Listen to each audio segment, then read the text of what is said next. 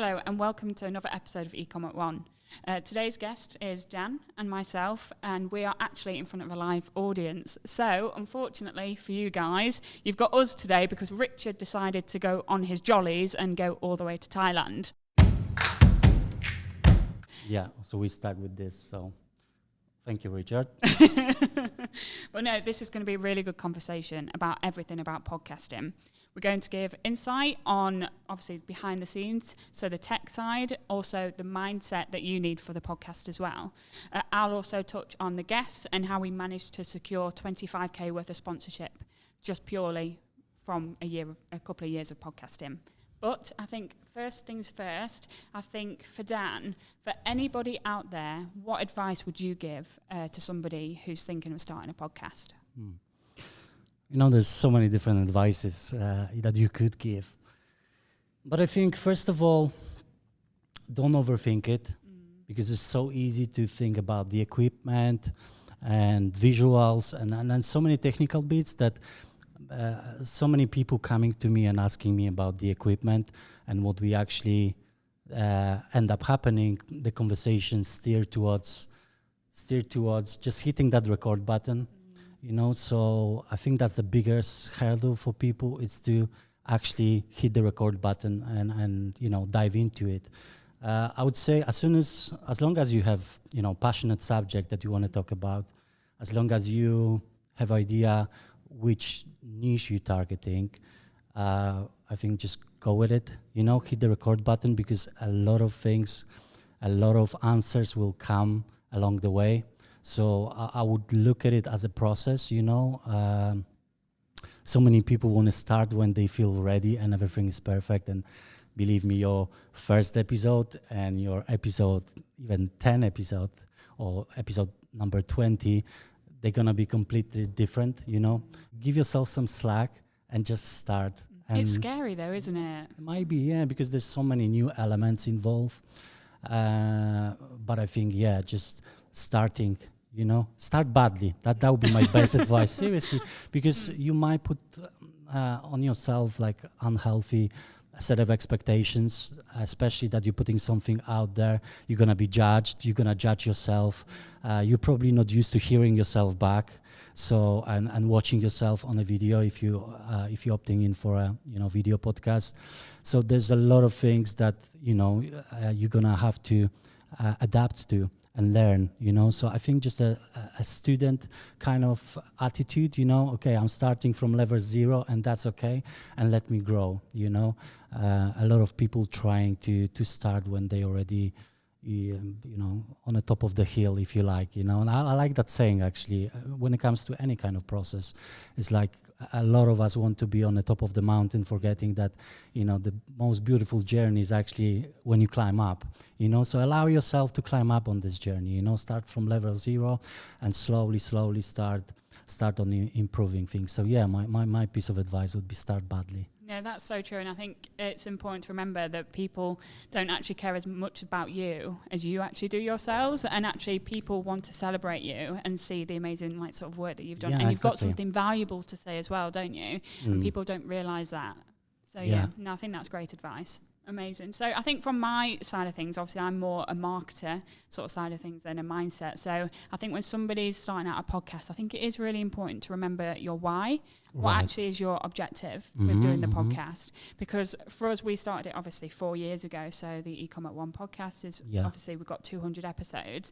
And at the start, it was very much, it was going to be a lead generation tactic. Right. That was what we were going to do. And we wanted to get new prospects through that funnel and then become clients with us. But that changed a lot over the 4 years. Right. And it became more of that thought leadership piece and the brand piece and also the relationship building piece is what the podcast is for. So I think it's always remember your why, and that comes across in all marketing. There's got to be an objective, right? Because you can get lost, and also it requires a lot of commitment. So if you don't have a why and if it doesn't have a purpose, you will just stop. Yeah. Because like you know, it takes hours to record the podcast, prepare the podcast, edit the podcast, so it's like a good standard. Yeah. So it's got to have an objective. Yeah, exactly. I couldn't agree more. And that why will be your foundation in those moments where you're gonna think like, oh, let's just give up, because it might be overwhelming at the beginning. That's why I said start badly, because the hurdles are to be expected, so also helps when you're really passionate about something, and you're naturally sharing that stuff with other people, so if you're passionate about the topic, that kind of overtakes everything, and then it just feels like your second nature. But it takes time. It's a process for sure. Yeah, it is a process, and it's one, like you say, you've got to have that mindset of being a learner and that growth mindset of you're going to make a lot of mistakes. Things aren't going to be perfect. Far too many. No, never. And we still do now, don't we? So it's always going to be a learning curve, and things change. Recording or creating video in general, it's becoming easier than ever. But it still, includes some technicalities and equipment. So obviously, like with anything, it's a learning curve. So yeah, give yourself some time. Yeah, and I think you've got to remember as well, how much can you commit to? Because podcasting, obviously, it's a commitment, and your audience that you're trying to build are going to expect something from you. So if you're saying you're going to release a podcast weekly, you've got to release a podcast weekly. I don't think there's no right or wrong in regards to what you should commit to. I think it's just being that transparent, honest with your audience. Like, okay, you're going to expect a podcast every Monday morning at 6 a.m. It's going to be live, or I'm going to do seasons because I can commit to that. It's just that consistency piece. And like you say, I think it's Stephen Bartlett that actually always goes on about those 1% improvements every week. Right. So if you just focus on that and just keep improving and keep sort of testing things as well. That's a great point. Seeing what works and what isn't working, to just like grow it. Absolutely. Many people get stuck on the equipment side of things, that I got so many questions, and that's usually a conversation starter when it comes to podcasts. Dan, what equipment I should be using, and then I like to poke that person a little and scratch through the surface and actually see whether you're using the question about or your concerns about the equipment actually as an excuse not to start recording, because I see people who are really passionate about the things and they don't care. They use phones, they use different things. And I personally, being in a video production world, I see productions where the initial investments, it's thousands and thousands of pounds, and I see viral videos produced on the phones that you can feel the passion. So people don't really care about what equipment was used. Obviously, when it comes to equipment, you want to keep certain standards, because these days everybody's using great stuff to record and the competition is high. So obviously you do want to keep a certain standard, but I would definitely wouldn't use it as a main point of focus, because many people feel like they're gonna buy cameras worth thousands of pounds and then boom, that's my podcast, that's my video is gonna be amazing, everybody's gonna watch it. It's you really need to look behind the scenes first before you start asking things about equipment, so topics that you're choosing, what kind of genre, what niche, these are way more important things than actually which microphones I should use. Get your first few episodes done, find your voice a little bit, find what you want to talk about, define that message, and then, okay, you can come to me and then we can speak about the equipment, because it's so customizable as well. And it's, it depends on so many factors, like, what space do you have to record? Like, what budget do you have? At what stage on a journey you are on at the moment? So, I usually stay away from recommending any equipment right away when somebody asking me, I much rather build some foundation there and go from there. You say that to me all the time. Whenever I'm like, what equipment, whenever people ask me, you're like, that's not as important as people make out. Like, I think it's content first, having something valuable to say, and that passion that comes through. Because obviously when we started 4 years ago, we then went into lockdown, and we started with literally Richard had books on his like kitchen table, a laptop, and then some like microphone I think he bought like 10 years ago. There you go. And we literally use like Zoom. That's what we use for the podcast. But our first guest was somebody that's really big in the SEO industry, Greg Gifford, and Andy, our director, was literally fangirling because he was buzzing that we had Greg Gifford on. Right. But Greg Gifford didn't care that was the equipment that we were using. Yeah. His content resonated and it came across really well.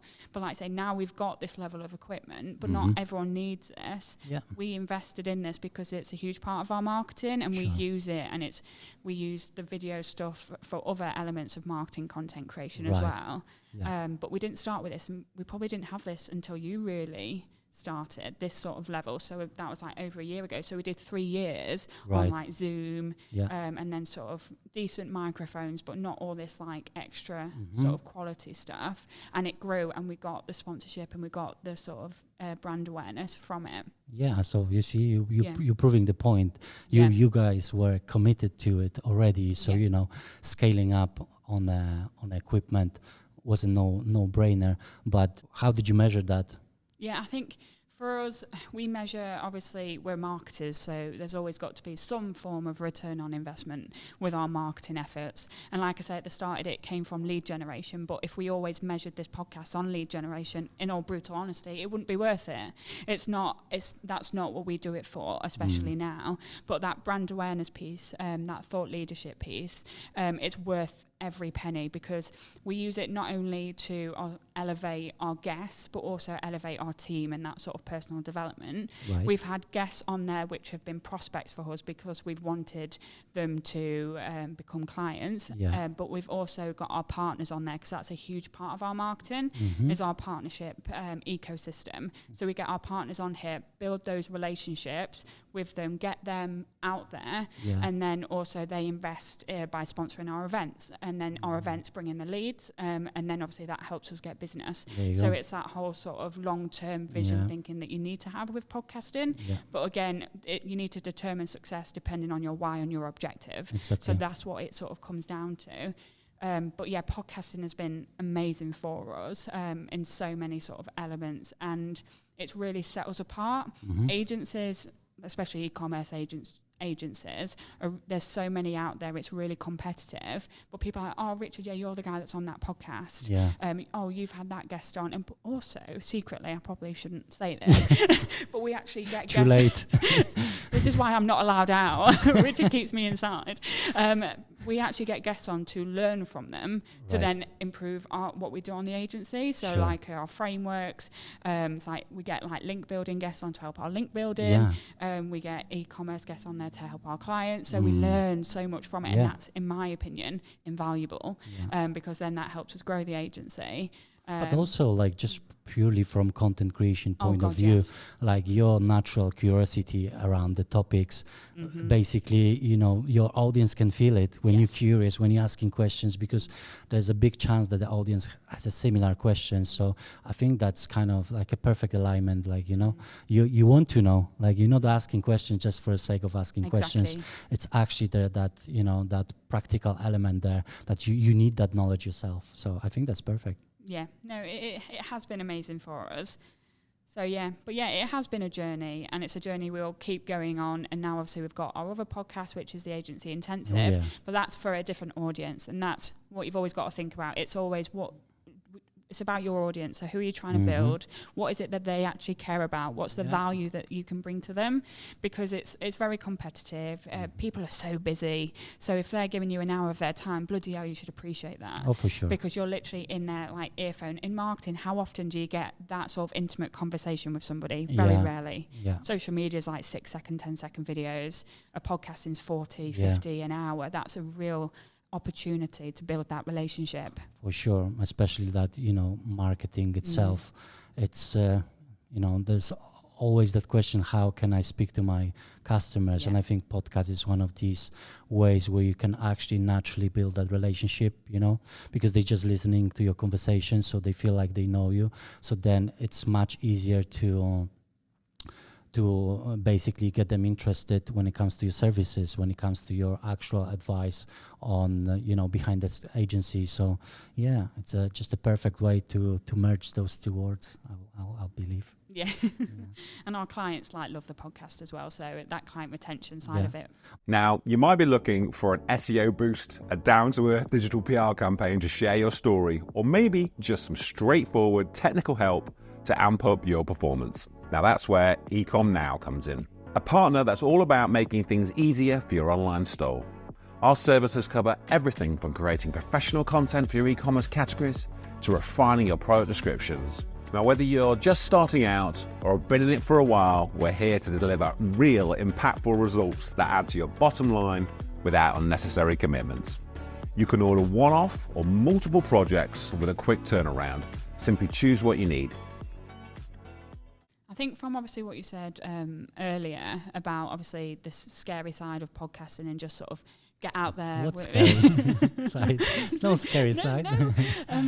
And I think it is scary, like being behind a camera. Right. Like, we've had some good giggles, haven't we, about me behind. I think it takes me about 10 takes to do one sentence.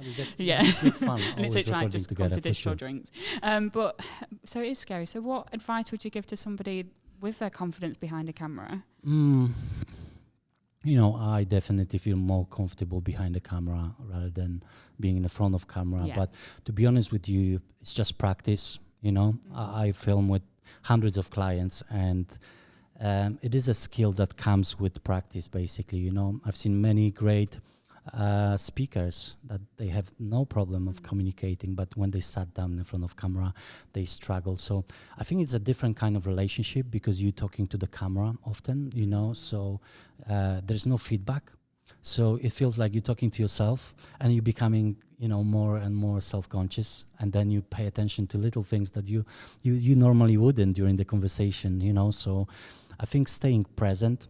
A podcast makes it easier, I believe, than creating a video on your own, just talking to the camera, because there is that feedback loop, there is a conversation, there's a subject in front of me that I can focus on, and, basically, have that feedback, so it's way easier.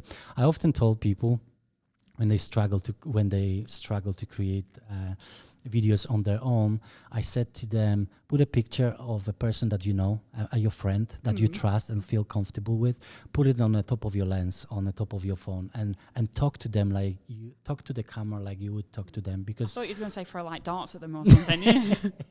No, different ritual. I often give that analogy. When you first time you go to work, like your first timer, and you don't know anybody, you haven't been in a workforce before, so you don't know what to do with yourself, you don't know how to behave, and you're very self-conscious. But after a few days or weeks, you kind of settle down. It's all right. You bring in the fish in the office, become like the most hated person in the office. Yeah. Your personality comes out, and I think it's the same thing. Like, give some time, give some practice. And you'll naturally find your voice. So practice is the by far the best way of getting comfortable in the front of camera. I also feel like, how prepared are you? Because like knowing your topics, so that competent piece. If you feel competent, like you did your job in regards to presentation or subject research or whatever, that also gives you some foundation that you can lean on. Because like if you feel prepared, your subject. It's great. It's worse when you're nervous and you don't know what you're talking about. That's a perfect storm. Where basically, you're gonna be thinking, what am I talking about? You're gonna start becoming self-conscious. You're gonna stumble on your words, etc., etc. So definitely helps when you know your topic. Like for example, podcast is something that is our bread and butter. Yeah. We haven't spent too much time preparing for this podcast, did we? It was few minutes conversation, but just but if it was different subject matter, what we needed to do some research, we would, and so yeah, I would say practice is it's my advice when it comes to confidence. Finding your own voice will come with time. Yeah, I think Well, I see a lot of people out there that are quite like ballsy, like they're quite loud and vibrant behind a camera. Do you think people need to be like that, like shouty? And No, not everyone is Gary Vee. There's a time and place for different flavor, but if you naturally feel like you're more of a calmer person, I think you should be going with that. Obviously, camera eats away a lot of energy. So if you feel like you're being a little bit too much, you're probably not. So I always tell people to kind of dial it up a little bit, so they feel like exaggerating, but actually when you watch it back on the camera, it's fine. We actually see some expression. Ultimately, if you're putting on a character, there's only so long surely that you could be that character for before it falls apart, or you lose your probably own identity. And I think there's a lot of YouTubers that I see that put on like a character and they do lose themselves. And when you're building that relationship, people want to build a relationship with somebody that's authentic, and that's who they are. So I think, like you say, I think that makes sense. I think there's a time and place for everything. If someone is in a character all the time because that's their shtick, fair enough, but from a person who's starting, it's not a nice feeling watching yourself back for the first time, or we're not used to hearing ourselves back. So when you feel when I heard myself for the first time, I was like, who's that voice? And some people were complimenting it, and I was like, nah. So it takes a little bit of time to get used to that, so that's all. So I think, like you say, at the start, it's very important to be like content first with the podcast, but topics is a huge conversation piece that I have with people. So how do you recommend that people decide on what topic that they should base their podcast about? Right, definitely something that you're passionate about, but being in a creative space for quite some time, I know it's quite difficult to come with the fresh ideas all the time. So all I can share is something from my experience, what's helping me, because I bet that everyone would have a different kind of advice for this question. So first of all, I think it's the mindset that you're approaching your content creation, So I had a great advice from, I was watching a Q&A of a speaker. I think it was a Seth Godin. I think he was one of the fathers of email marketing. And he's all he does at the moment, I think, is writing daily blogs. And somebody asked him, like, how do you come up with the ideas every single day? There must be a struggle. And he said something simple, but yet profound, at least for me. He said, I wake up in the morning with a thought in my mind that by the end of the day, I will have a story to tell. And that was such a mind-opening statement for me, because literally when you wake up and you decide you're gonna have a story by the end of the day, you will, trust me. Your brain will filter out the information that coming to you throughout the day, and you're gonna start seeing different things, and they just gonna connect together in a way, So that was a great piece of advice for me. Obviously, looking out for trendy topics, So I always feel like if you're creating content on a consistent basis, I would always suggest to have a good mix of trendy topics and evergreen topics. So there's a good mixture. There's stuff that we could talk about it today. That's going to be relevant in a year from now. That's evergreen side. And trendy topics, it's actually something that's, people talking about it right now. Jumping on that. Exactly. Jumping on that wagon of that piece of information will, if you're creating something interesting, that definitely is going to be exposed by social platforms, because they also like to feed the something, the algorithm with trendy topics, because that's what people want to talk about. So think of yourself as a content creator, kind of thing, so that. then your brain will naturally start filtering out the information throughout the day that will allow you to build and build. I think speak to your audience as well, like what content do they want to see. I've done a bit of client research recently, speaking to obviously our e-commerce retailers, and been like, okay, we've got this podcast, what topics do you want us to cover that you'd be interested in? And it was actually very interesting, the sort of stuff that they said that they wanted to hear. because they wanted more like mindset, more top level of being a human being and running a business and growing a retailer store, opposed to the intricacies of like how to do, I don't know, blog writing or SEO. They wanted more that to be inspired to feel something. Sure. So that was a really sort of valuable piece of information, because one thing that we did over the 4 years that we really was our biggest mistake was not niching down enough, because obviously our audience is e-commerce. That's what our podcast is about, but that's so broad. There's so many like different elements in e-commerce that we could focus on. So we basically got the podcast audited and decided, okay, who is it that we want to target, who's our audience? And it was those 6, 7, 8 figure businesses, the business owners, the e-commerce directors. They have very different issues and challenges and pain points depending on the size of their business. So that then helped us shape our podcast guests that we got on, but also the theme of the podcast questions, because you can't talk to everybody. You won't be talking to anybody if you try and talk to everybody. So you really do need to sort of niche down and think of your audience and think what adds value to them. And as well, that's the reason why we got sponsorship. We got £25,000 just purely from sponsorship for a year of podcast, because that tech partner wanted to get in front of the audience that we had built. So that's why they invested. If we didn't have an audience built, or we didn't say who our audience were, they would be like, well, I'm not going to give you £25,000 because I'm not going to see a return on it. I want to get in front of these people.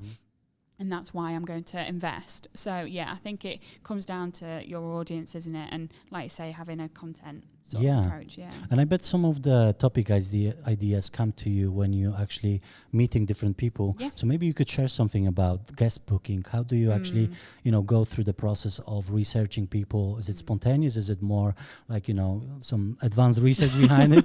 Are you contacting MI6? Yeah, pretty much. I've to spy on them first? I've done some really interesting ways to try and get guests. It's hilarious. So obviously when you don't have a podcast, it's then like very hard to get podcast guests on. Oh, sure. So at the start I was like, please anybody. No, I'm joking. No, I wasn't. So it's, okay, you need to go in with like the value proposition. So you need to be like, this is what the podcast is. This is who it's aimed at.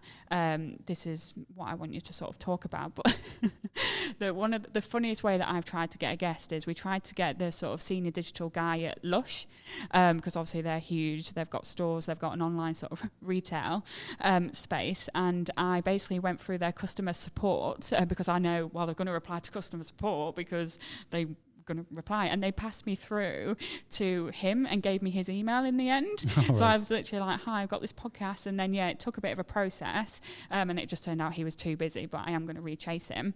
But there's loads out there. You'll be surprised how many people are actually willing to be a guest. Like say, if somebody's passionate about something, they want to share that message, don't they? And you're giving them a platform to share a message that they're passionate about. So ask them. I do a lot of LinkedIn DMs. A lot comes from relationships as well that I've got. And also when we get a guest on, I always ask for them to refer someone, because in the business world, people tend to hang out with people similar to them. So if I've had guests from like Greg Gifford, he was really big on SEO. He recommended and passed me on the details of the head of brand at SEMrush, which is a huge SEO tool, because he had that connection. And people typically in this world are really helpful and really nice. There's also websites out there which you can source guests from. So there's like Matchmaker, and you literally just type in the sort of topic and industry, and it comes up with loads of people that want to go on podcasts. So there is obviously more automated ways you can do it. You can send out like automated messages on LinkedIn, but I prefer that more personalized approach myself.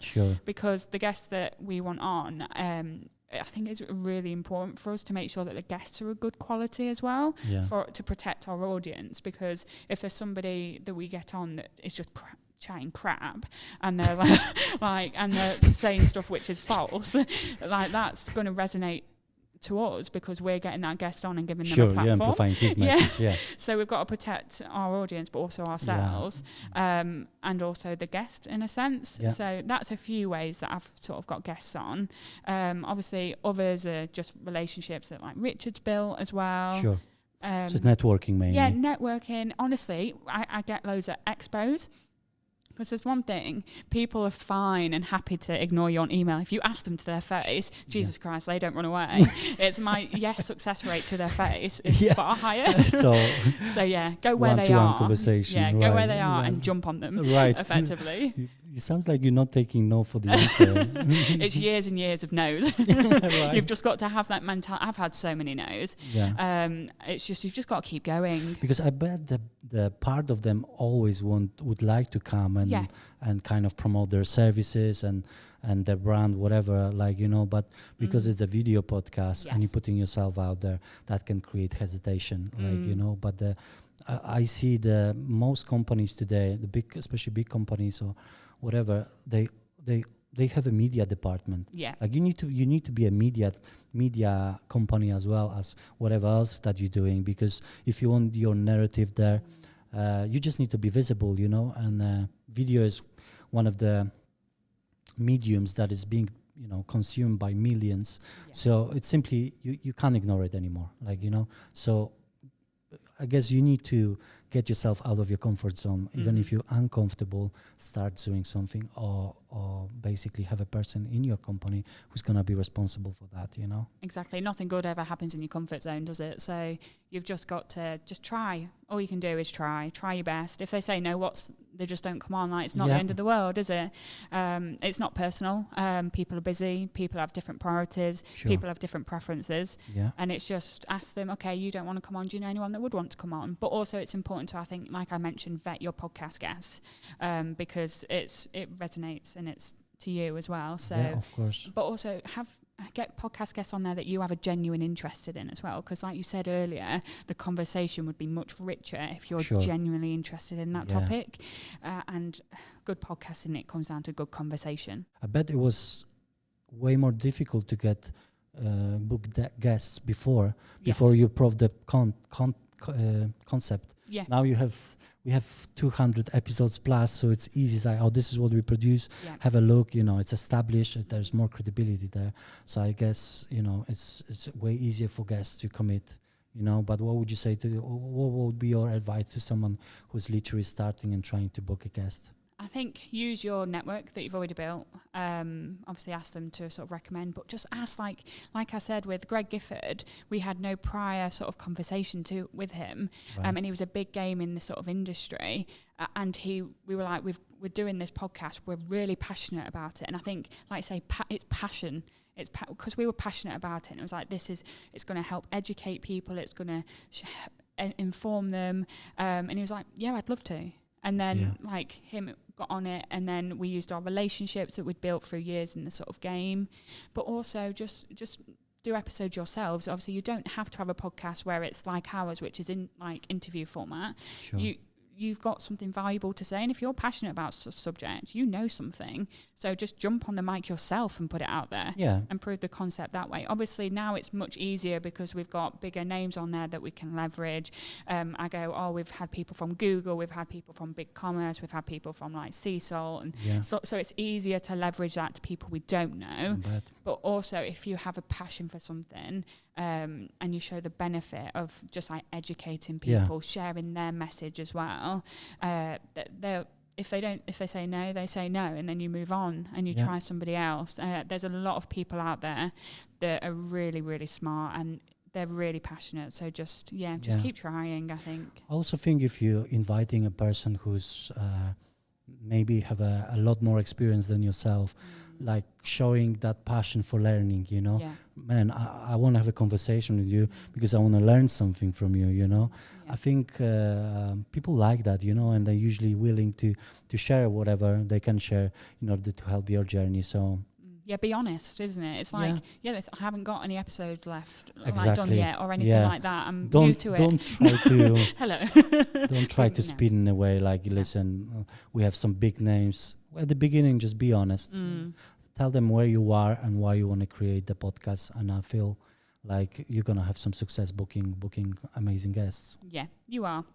So we hope you enjoyed this conversation. That was helpful. Also, we thank our audience for participating. And if you would like to find out more about the podcasting, please give us a shout. No, thank you, Dan. And yeah, thank you to our amazing audience. But it's been a pleasure. And yeah, that's... No book recommendation? Oh, God. We always ask for a book recommendation. We need to keep the ritual, I guess. Okay. What's your book recommendation, Dan, while I think about it? I thought about it before, and I thought, man, so many great books. But I think within the context that would help you as a content creator, the one book that helped me a lot was Deep Work. Okay, yes. You know, the basic concept of it is like multitasking doesn't work. Yeah. If you truly want to dive into a task, you don't want to do 5 things at once, you know. So create a time block where you can actually sit down and deal with this thing in front of you, and then jump to the next one. Especially as a content creator, you're looking for inspiration, you know, elsewhere. And let's say I have this project, this idea in mind that you want to work on, and then I'm jumping on the research. I'm checking YouTube. I'm checking different platforms.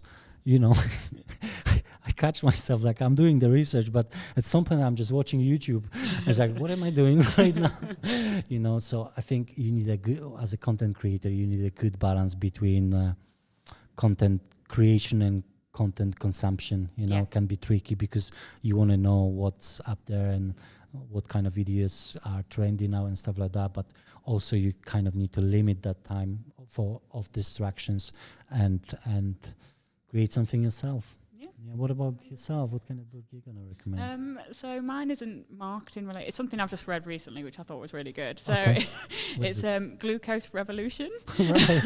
So it's about glucose spikes. So that's why I didn't eat before this, because it's very interesting. Right. So it's about balancing your sugar levels. Yeah. So obviously to do with attention, health and stuff like that. Yeah. So if you eat sugar or like heavy carbs before or something, carbs, it spikes and then you crash.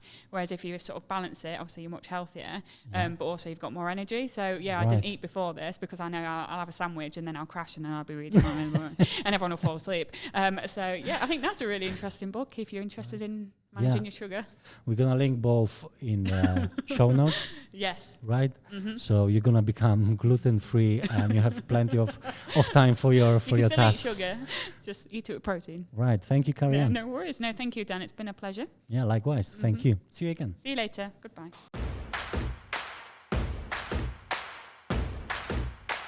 If you enjoyed this episode, hit the subscribe or follow button wherever you are listening to this podcast, so you're always the first to know when a new episode is released. Have a fantastic day, and I'll see you on the next one.